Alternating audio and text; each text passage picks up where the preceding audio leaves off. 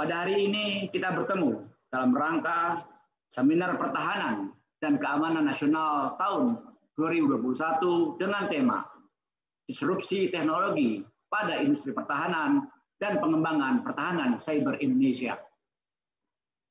Acara ini merupakan agenda penting yang dilaksanakan dalam rangka untuk menyatukan segenap pemikiran dari semua pihak guna mendukung kemandirian teknologi pertahanan dan keamanan.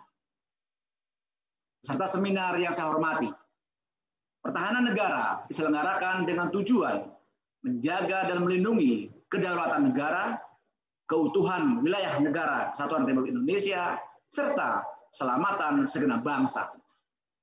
Negara Indonesia secara geografis dekat dengan pusat instabilitas kawasan Asia, sehingga banyak potensi ancaman militer dan ancaman nirmiliter yang dapat mengancam stabilitas nasional. Kemampuan pertahanan tidak saja penting dalam menjaga keselamatan bangsa, tetapi juga simbol kekuatan serta sarana untuk meraih cita-cita, tujuan ataupun kepentingan nasional. Efektivitas pertahanan negara turut ditentukan juga oleh teknologi dan kemampuan industri pertahanan dalam memenuhi kebutuhan pengadaan dan pemeliharaan alat utama sistem senjata atau alutsista dan non-alutsista.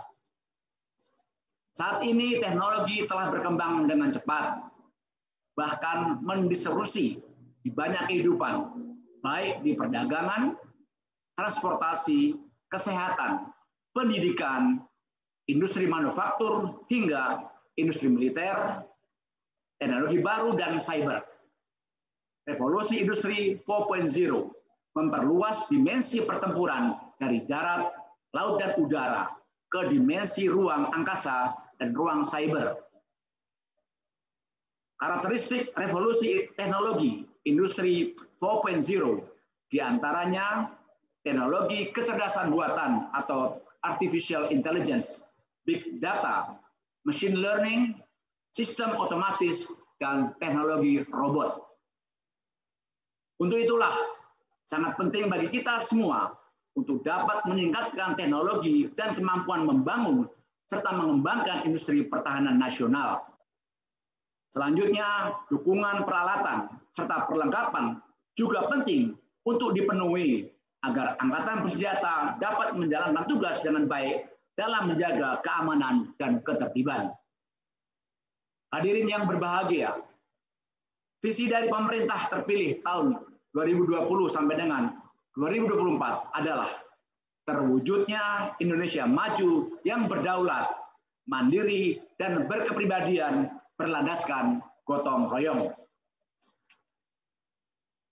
Dalam mewujudkan visi pemerintah tersebut, ditempuh melalui misi yang salah satunya adalah perlindungan bagi segenap bangsa dan memberikan rasa aman pada seluruh warga. Dari poin tersebut, Indonesia yang aman dan bersatu tercermin dari meningkatnya rasa aman dan damai bagi seluruh rakyat, serta ditegakkannya kedaulatan negara, serta terjaganya keutuhan wilayah NKRI dan kedaulatan negara dari ancaman baik dari dalam maupun luar negeri, serta mampu menciptakan kondisi masyarakat yang aman, damai, tertib, dan tenteram dengan dukungan teknologi dan kemampuan industri pertahanan yang handal. Untuk mewujudkan visi dan misi tersebut, Kementerian Pertahanan telah merumuskan arah dan kebijakan dalam pengembangan industri pertahanan cerdas, yaitu mengembangkan industri pertahanan melalui sinergi berbagai lini, terutama dalam hal riset dan pengembangan teknologi untuk selanjutnya dapat diaplikasikan dalam sektor industri. Pengembangan teknologi pertahanan disesuaikan dengan kebutuhan pengguna dan perkembangan teknologi baru. Pengembangan teknologi pertahanan meliputi penguasaan teknologi kunci sebagai program prioritas, yaitu pesawat tempur, tank sedang, kapal selam, peluru kendali, roket, rudal, propelan, serta teknologi komunikasi, penginderaan, dan cyber. Langkah strategis tersebut untuk mendorong pengembangan industri nasional dalam pengembangan produk pertahanan. Untuk mendukung pengembangan industri pertahanan, perlu disusun peta jalan atau roadmap industri pertahanan yang diselaraskan dengan kebutuhan pengguna dalam jangka panjang. Pengembangan produk industri pertahanan yang strategis dan memiliki teknologi tinggi akan dilaksanakan dengan melibatkan lebih dari satu industri pertahanan. Untuk itu, dalam pengembangan Inhan jangka panjang, terbentuknya ekosistem industri pertahanan sangatlah diperlukan. Selanjutnya, dalam mewujudkan upaya pertahanan negara, diperlukan kesadaran bela negara bagi setiap warga negara sebagai fondasi dalam menghadapi segala bentuk ancaman dengan memanfaatkan seluruh potensi sumber daya, sarana, dan prasarana nasional. Dalam menghadapi ancaman militer dan ancaman hibrida, potensi sumber daya nasional dapat ditransformasi menjadi komponen pendukung yang ditata dan dibina guna meningkatkan kekuatan dan kemampuan komponen utama dan komponen cadangan. Pembangunan sumber daya manusia, komponen pendukung pertahanan negara, dilaksanakan dengan meningkatkan kemampuan dan keahlian sumber daya manusia di bidang teknologi. Untuk mewujudkan hal tersebut, Kementerian Pertahanan melalui Universitas Pertahanan saat ini telah membuka program Strata 1 bidang kedokteran militer, farmasi militer, MIPA militer, dan teknik militer. Penataan dan pembinaan komponen pendukung bidang sarana dan prasarana dilaksanakan dengan meningkatkan industri nasional menjadi industri pertahanan yang dapat ditetapkan sebagai komponen cadangan. Demikian juga, sarana dan prasarana cyber dan antariksa terus dicatat dan dibina dalam rangka meningkatkan kemampuan pertahanan cyber untuk pertahanan dan keamanan nasional. Adapun pembangunan komponen cadangan diperlukan sebagai upaya untuk memperbesar dan memperkuat kekuatan dan kemampuan komponen utama dalam sistem pertahanan dan keamanan rakyat semesta dengan melibatkan rakyat sebagai kekuatan pendukung dalam pertahanan negara sesuai amanah Undang-Undang Dasar 1945 dan Undang-Undang Nomor 23 Tahun 2019 tentang pengelolaan sumber daya nasional untuk pertahanan negara. Kementerian Pertahanan pada tahun 2021 ini berencana akan membentuk 25.000 komponen cadangan matra darat yang tersebar seluruh wilayah Indonesia.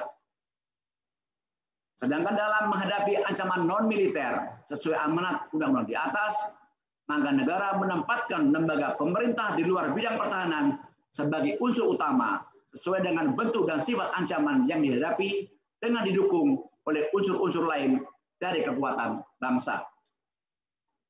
Hadirin yang saya hormati, untuk mengembangkan industri pertahanan dan industri pendukung yang berkemampuan, dibutuhkan kebijakan pemberdayaan seluruh industri nasional yang memerlukan tekad dan keterpaduan upaya dari semua pihak, serta didukung oleh kebijakan pemerintah dalam pemberdayaan segenap potensi sumber daya nasional seperti industri strategis, pihak swasta, perguruan tinggi, lembaga penelitian, dan termasuk juga perangkat regulasinya. Tumbuhnya industri pertahanan tidak hanya membawa dampak langsung kepada pemenuhan kebutuhan alutsista dan pendukung alutsista lainnya, namun akan menjadi pijakan bagi pengembangan industri nasional lainnya yang secara akumulatif akan meningkatkan kemampuan perekonomian bangsa Indonesia dalam aspek perindustrian. Teknologi informasi mendatangkan era disrupsi yang mengubah secara total cara berbisnis dan menghancurkan bisnis-bisnis konvensional. Era revolusi industri 4.0 menghilangkan berbagai pekerjaan konvensional. Namun di sisi lain telah mendatangkan berbagai pekerjaan baru yang tidak akan pernah terpikir sebelumnya. Hal ini semua menyebabkan ancaman terhadap kedaulatan negara, keutuhan wilayah, dan keselamatan segenap bangsa menjadi sangat kompleks dan multidimensi. Saat ini Indonesia sedang memasuki era revolusi industri 4.0. Dalam tahap revolusi industri yang keempat ini, disrupsi teknologi digital semakin masif. Disrupsi teknologi telah masuk ke ranah mana saja di kehidupan, termasuk sektor pertahanan. Terjadi revolusi di pengelolaan pertahanan secara global, di mana teknologi mulai dominan mengambil alih konsep militer lama. Hal ini tentu membutuhkan perubahan cara berpikir dalam strategi pertahanan peperangan di masa depan. Revolusi Industri 4.0 memperluas dimensi pertempuran yang terdiri dari dimensi darat, laut, dan udara ke dimensi ruang angkasa dan ruang cyber atau network centric warfare. Rencana jangka panjang pertahanan cyber, Kementerian Pertahanan sebagai leading sektor pertahanan harus mampu membangun sistem keamanan cyber yang solid guna menjawab tantangan disrupsi teknologi yang saat ini terjadi. Hal tersebut sejalan dengan misi Kementerian Pertahanan, yaitu mewujudkan keamanan nasional yang mampu menjaga kedaulatan wilayah, serta mempunyai tugas menyelenggarakan urusan di bidang pertahanan. Oleh sebab itu, Kementerian Pertahanan harus menyesuaikan sistem pertahanan nasional yang dimiliki dengan era digitalisasi saat ini. Sistem pertahanan nasional harus mampu mengadopsi teknologi canggih pada sistem pertahanannya, serta memperkuat penguasaan teknologi pertahanan dengan titik berat. Pertama, teknologi otomatisasi yang disertai dengan pengembangan sistem senjata yang otonom. Kedua, sistem pertahanan nasional juga harus meningkatkan teknologi sensor yang mengarah pada pengembangan sistem penginderaan jarak jauh. Ketiga, pengembangan sistem cyber nasional.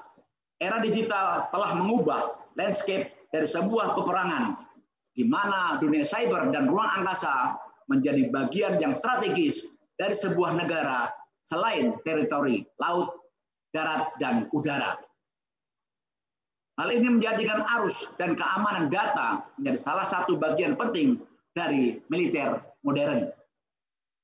Kementerian Pertahanan memiliki rencana jangka panjang dalam pengembangan pertahanan dan keamanan cyber di Indonesia yang memperhatikan kriteria-kriteria sebagai berikut. Dinamika perkembangan teknologi dan disrupsi teknologi, pelibatan semua komponen yang dapat memberikan kontribusi bermanfaat, serta kebutuhan layanan pertahanan cyber pada sektor pertahanan, sektor non-pertahanan, dan masyarakat luas. Dalam tahapan jangka panjang, pertahanan cyber yang berbasis layanan dan kemitraan meliputi dukungan kompetensi internal dan eksternal, infrastruktur teknologi, dan kebijakan. Selain itu, Kementerian Pertahanan juga memiliki rencana jangka pendek atau quick win sebagai berikut.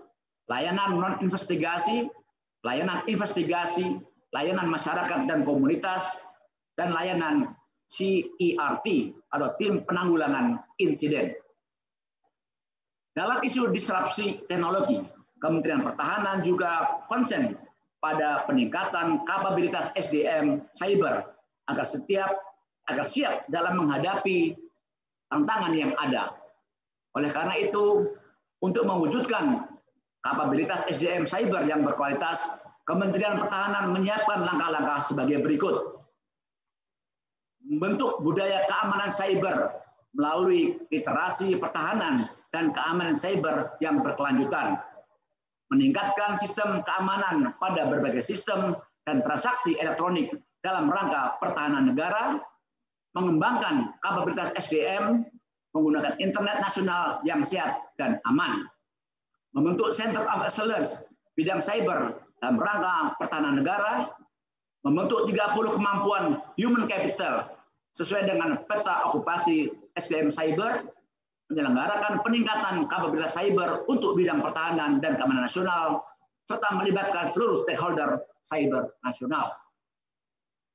Hadirin yang berbahagia, teknologi digital di masa mendatang akan terus berevolusi dan berkembang ke arah yang lebih kompleks.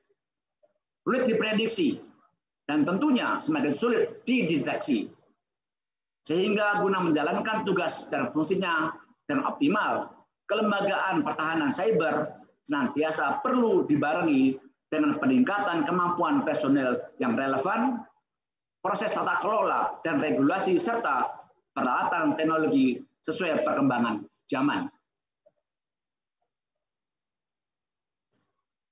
Saya selaku Wakil Menteri Pertahanan sangat berharap agar melalui kegiatan ini seluruh stakeholder dapat memberikan masukan dan sumbangsih yang berarti bagi kemajuan teknologi dan kemandirian industri pertahanan nasional dalam rangka menghadirkan negara untuk melindungi segenap bangsa dan mampu memberikan rasa aman bagi seluruh warga negara.